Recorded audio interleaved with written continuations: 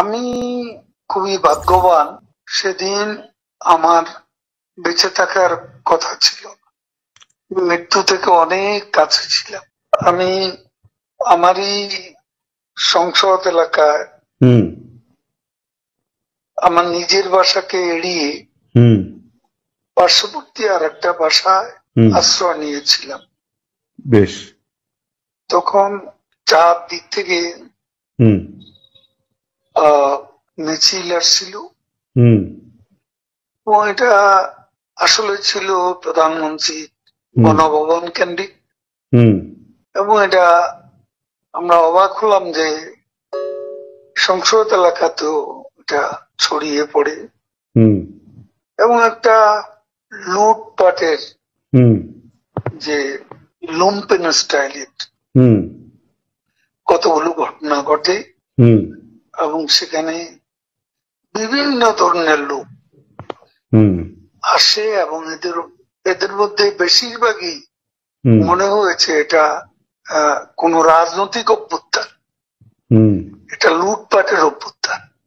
না, একটা কথা জিজ্ঞাসা করি, সে তো আমরা তখন সেটা দেখলাম এবং মাননীয় প্রধানমন্ত্রীকেও যে বাসাতে ছিলাম তারা সে বাসাতেও হামলা করে।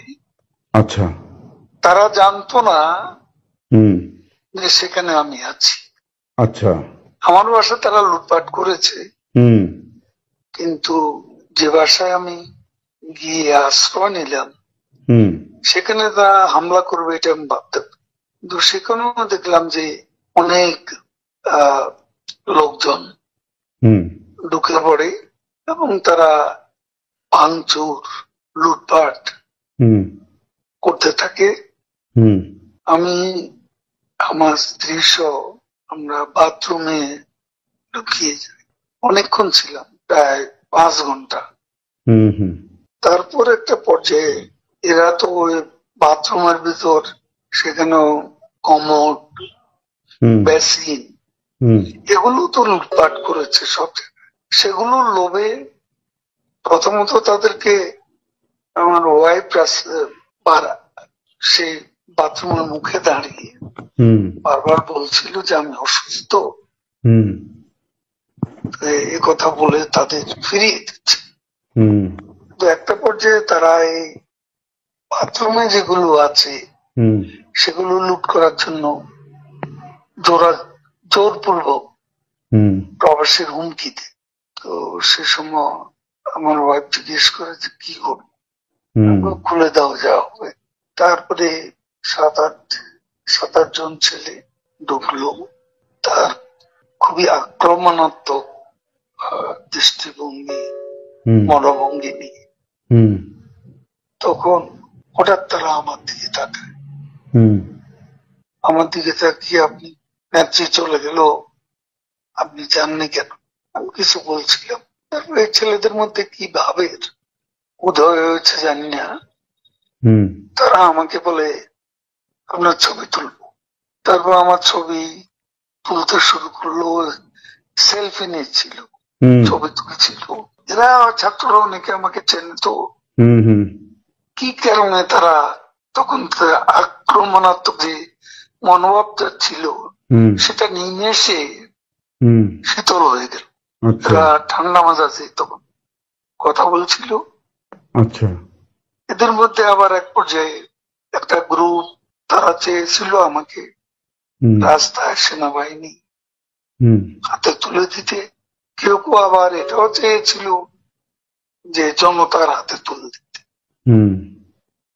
এটা অবশ্যই তখন একটা মানসিক ভাবে ভেতরে ভেঙে পড়েছিলাম।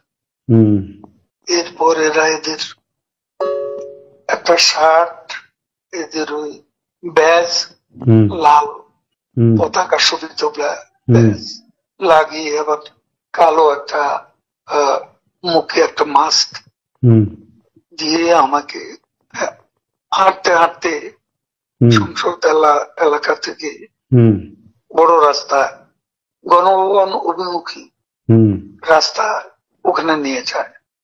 ওখানে নিয়ে হঠাৎ করে কোত্থেকে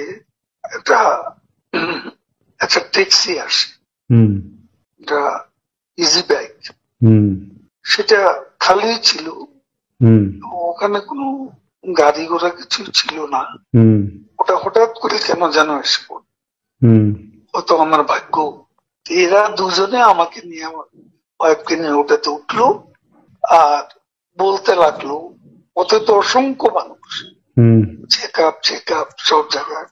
এরা বলতে লাগলো যে আমাদের চাচা চাচি অসুস্থ, হুম হাসপাতালে নিচ্ছি, হুম ডিস্টার্ব করবে না।